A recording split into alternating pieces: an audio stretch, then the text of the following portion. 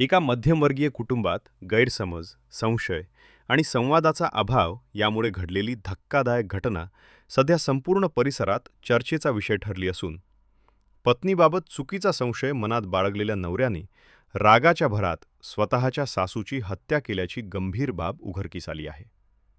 तर याआधी चॅनलवरती नवीन असाल तर आत्ताच गुन्हेगारी जग या चॅनलवरती सबस्क्राईब करा. संबंधित घटनेत आरोपी नवरा अनेक दिवसांपासून पत्नीच्या वागणुकीबाबत मनात गैरसमज निर्माण करून बसला होता. तिला न विचारता कोणतेही ठोस पुरावे नसताना सतत संशयाने पाहत होता आणि त्याच संशयामुळे घरात वारंवार वाद होत होते. पत्नीने अनेकदा समजावून सांगण्याचा प्रयत्न केला, मात्र नवऱ्याच्या मनातील संशय अधिकच बळावत गेला. काही दिवसांपूर्वी पत्नी माहेरी गेलेली असताना आरोपी नवरा सासरी आला होता. तेथे सासूने जावयाला शांतपणे समजावण्याचा प्रयत्न केला. तुझ्या पत्नीवर विश्वास ठेव, संवाद ठेव, संशयामुळे घर उद्ध्वस्त होतात, असे सांगत परिस्थिती निवळवण्याचा प्रयत्न केला. मात्र संशयाने अंध झालेल्या आरोपीला सासूचे शब्द टोचणारे वाटले आणि त्याने त्या समजावणीला स्वतःचा अपमान समजले. त्याचवेळी जुन्या गैरसमजांचे ओझं, मानसिक तणाव, राग आणि अहंकार यांचा स्फोट झाला आणि क्षणिक संतापात आरोपीने सासूवर हल्ला केला, ज्यात सासूचा मृत्यू झाला. घटनेनंतर परिसरात एकच खळबळ उडाली.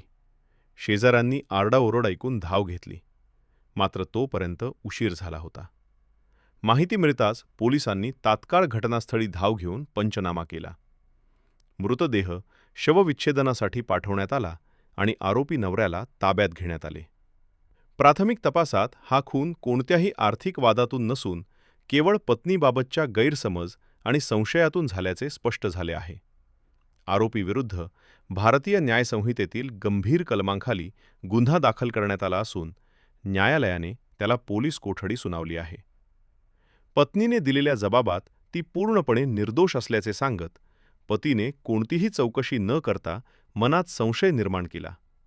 सासूने नेहमीच संसार वाचवण्याचा प्रयत्न केला, मात्र संवादाचा अभाव आणि अविश्वासामुळे हे टोकाचे पाऊल उचलले गेले, असे नमूद केले आहे.